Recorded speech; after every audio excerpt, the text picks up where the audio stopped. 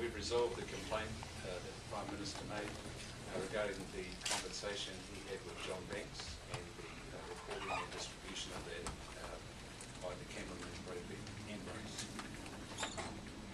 We are not intending to prosecute Mr. Ambrose. He will be issued with a warrant. This follows a thorough investigation of the circumstances. We've examined all of the circumstances regarding how the recording was made and interviewed all of the key witnesses.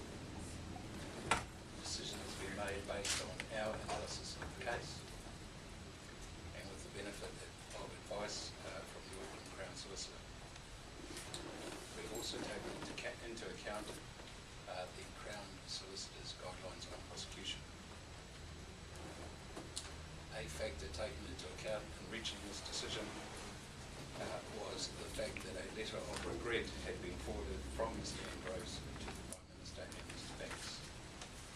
And they both indicated that they have accepted the genuineness of this letter of regret. While we have issued a warning on this occasion, we are clear that the actions of Mr. Ambrose were unlawful. This sends a clear message to media and others that the recording and distribution of conversations that are considered private are likely to lead to prosecution in the future. The inquiry has been reasonably straightforward. The time taken to determine these matters was a result of a significant number of people to be identified and interviewed. We had three staff working part-time on the investigation. I'd like to take this opportunity to thank those who have assisted us in the inquiry, particularly those people who were patrons of the cafe who came forward at our request to assist our investigators. And I'm happy to take any questions. If the actions were unlawful, why haven't you prosecuted? We had the discretion as to whether to prosecute or not. We're guided in that by the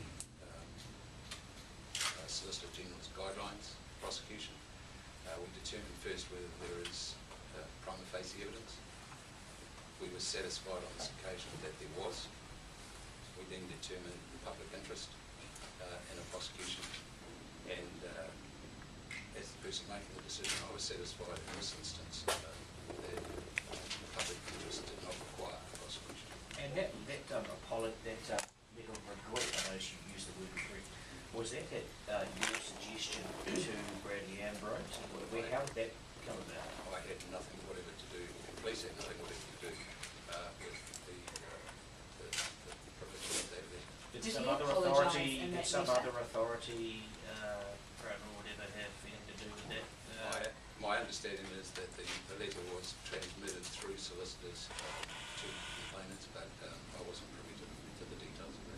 Why have you called it a letter of regret? Does he apologise in that letter? Is it an apology letter?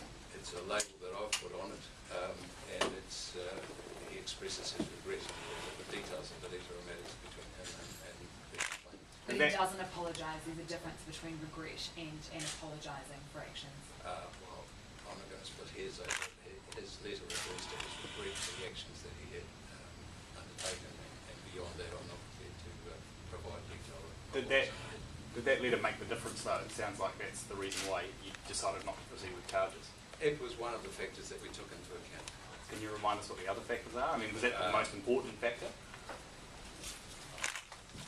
I'd invite you to go and look at the Solicitor General's guidelines for prosecution. There are a number of factors. The fact that Mr. Ambrose hasn't previously come to the notice of police was another factor. So we have to take a number of factors into account in the mix. What would be your message or warning, if you like, to media, perhaps tonight contemplating running some of the tape again, or for the first time? What would you say? Don't. Why? Because we've indicated that the distribution of the private conversation is unlawful. Now, a very clear signal to you is that it is unlawful to record the conversation, and it is unlawful to distribute the conversation. So would you the media to play the conversation, then that would be distributed. So would you be likely to investigate and or prosecute anyone that did so? That's a possibility. I mean, I don't think we can be any clearer in our advice than we already have been. When was this investigation closed? When did you decide not to prosecute? Today. Why did it take so long? Some of the delay is attributed to just trying to get hold of the people that were in the cafeteria. Not all of them were immediately obvious to us, and they didn't leave their name and address with their at their table. I guess there was an election and Christmas in the way as well, which means some people weren't available. How did you decide on the timing of this announcement today? The inquiry was complete, the file came to me, I reviewed it and made my decision. Some people would say it's very convenient that the Prime Minister's out of the country. What do you say to those claims? That it played no part in my thinking. How much did the police spend on this investigation?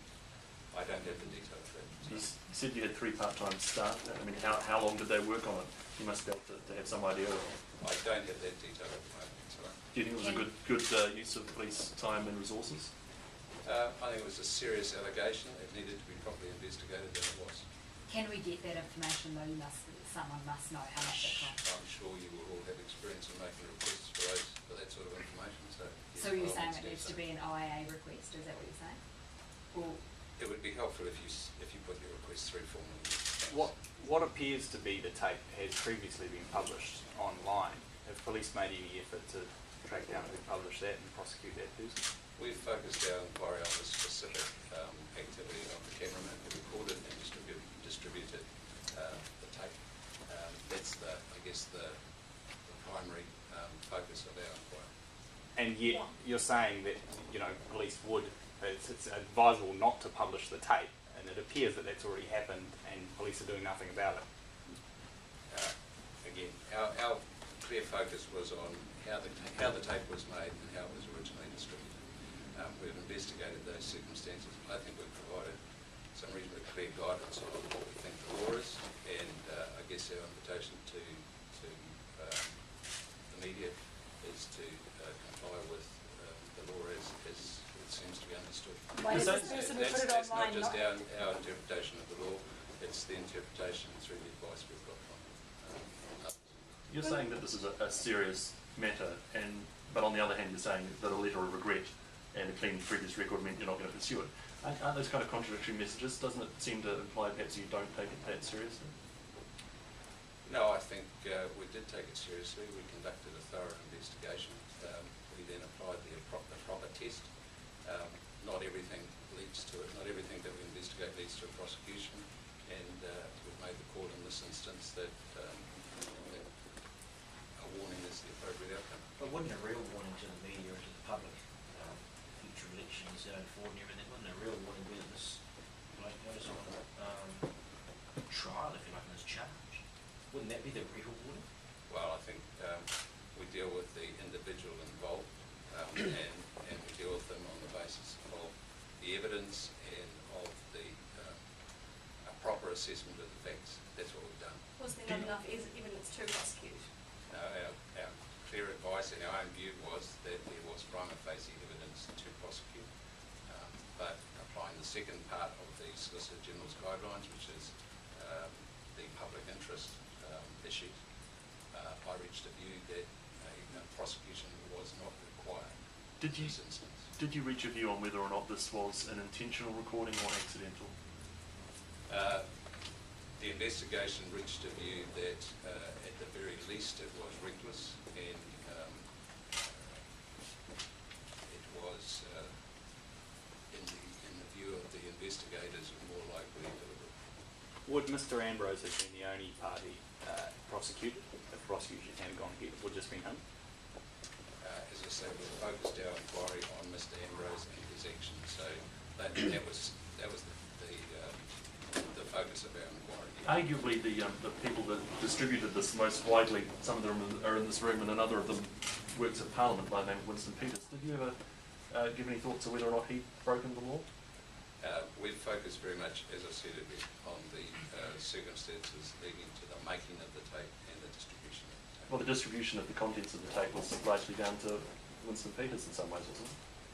Well, I can only repeat what I've already told you. We've focused this inquiry on the activities of Mr. All right, one more question, Did any of everybody. the information that you seized from news media lead you to believe that his actions were deliberate? I'm not sure we can isolate one particular piece of evidence and say that that pushed us to a view or not. I think it was our view of the evidence overall that determined. Was the execution of those search warrants heavy-handed in hindsight? I don't believe so. Did the All right, we'll leave it investigation, there, everybody. Thank you very much. Can I just